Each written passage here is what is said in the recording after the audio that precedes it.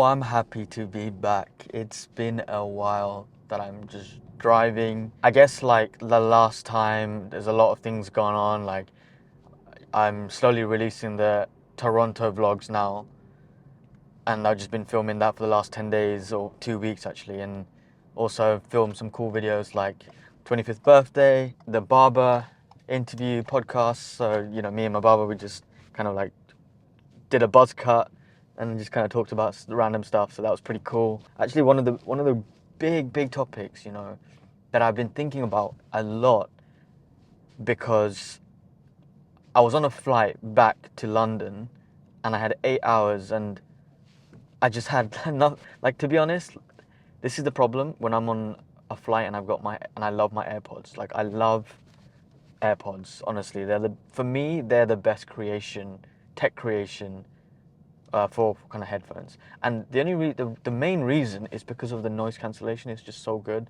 and I just love the noise cancellation. Just me able to just block out noise, and just it's perfect for when I'm on the train. There's so much background noise. It's perfect for when I'm just out and about. Maybe I'm in the shopping center, or maybe I'm in a coffee shop and I just want to block out the chatter or just lessen it.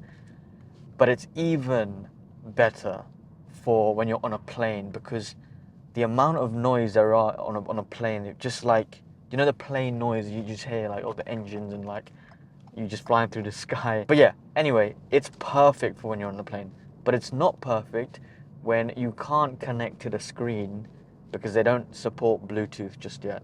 Maybe it's just Air Canada, but I'm pretty sure it's nearly all airlines except for maybe some of the bougie ones. I don't know. You tell me. But anyway, I just couldn't connect to the thing. So I just couldn't be asked to watch anything because I hate using the ones that they give you on the plane. I'm rambling on too much right now. And just going off the theme of me turning 25 now, and it just made me think a lot more, especially when I was on the plane. Take the biggest risks in your life because you have time, right? If you're watching this and you're in your mid-20s, early 20s, even late 20s, or even if you're younger than that, right? That's even better. Make sure you just take the risks. And this is just something that I'm kind of constantly thinking about a lot, because, again, I'm kind of worried if I don't take the risks, I will end up regretting it when I'm in the future. Obviously the risks and the level of risks might depend on the type of person because of the situation that you might be in. I can only speak to myself, and when I speak to a lot of my friends and just people around me, and they kind of have or in a similar-ish situation where, like, we just left university, we're lucky enough to move back home and save some money whilst working, and trying to make something or a name for yourself and start your career, whatever, all that stuff, right? But the thing is, like, I'm lucky that I'm able to live at home and just save some money. And I'm also lucky that I'm pretty healthy at the moment, so it's nice. I can go to gym, and I'm physically and mentally, I guess, in a good space. So in that sense, like, I can not try and knuckle down and just work on the things I need to work on in order for me to hit the goals that I want to hit, right? And I just want to say that when you're young, we're not tied down by so many things. We're not tied down by mortgages necessarily. I mean, I know some people that already have mortgages, and that's pretty sick, to be fair.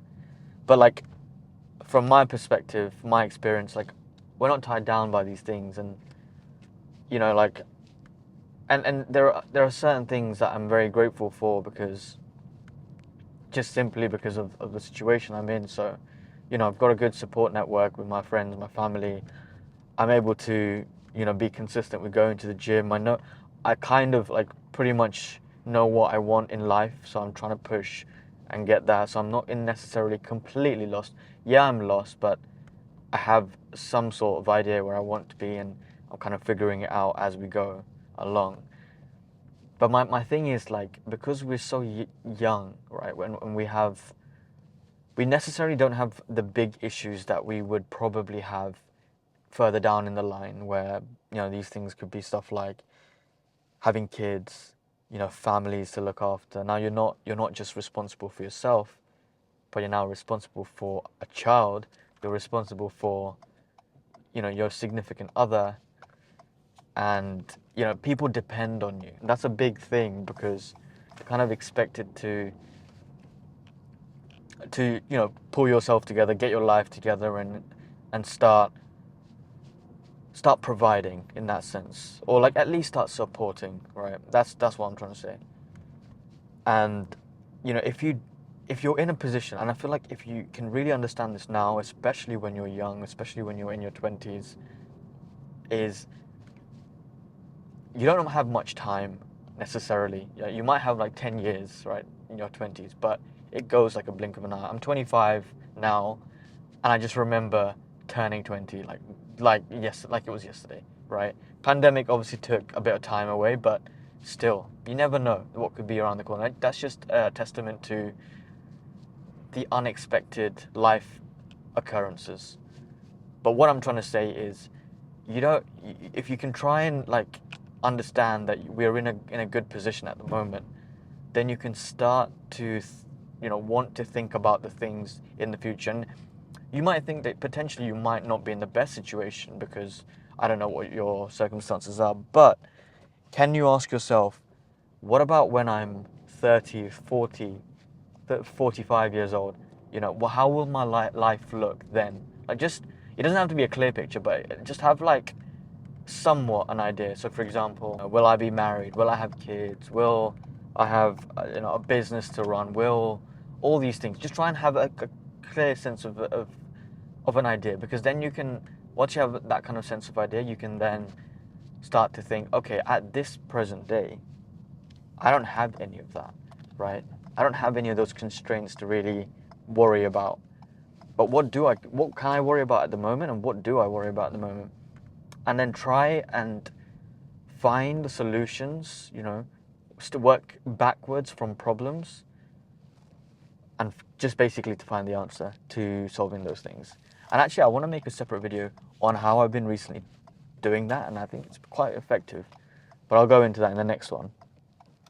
But for now, honestly, you have loads of time. You have time. All right?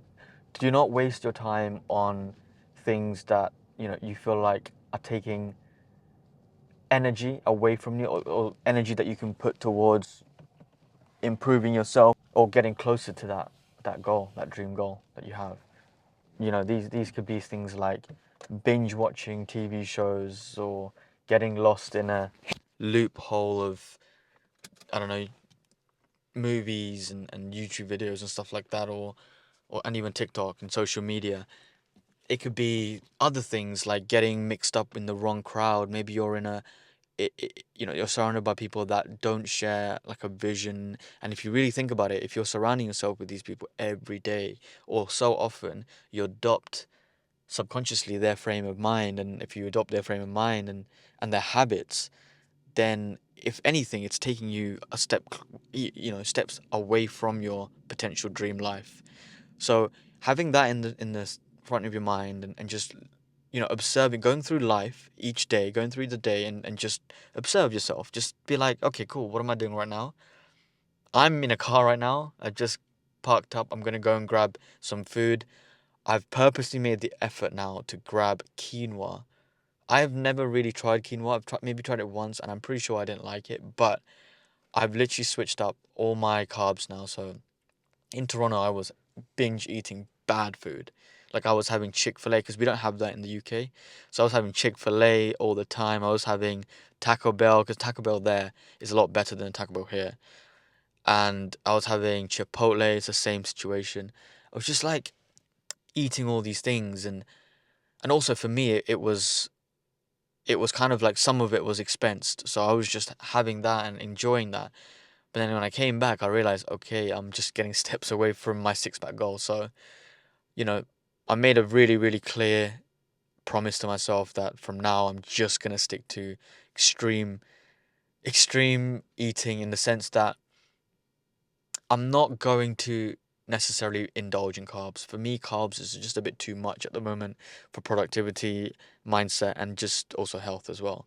So I've been kind of consciously making an effort to switch up. So instead of maybe rice and pasta, I'm gonna be trying quinoa and other kind of stuff. So I'm excited for that. I really am. But yeah, my point is, right, we've got some time. We've got some time. What are you gonna do with that time?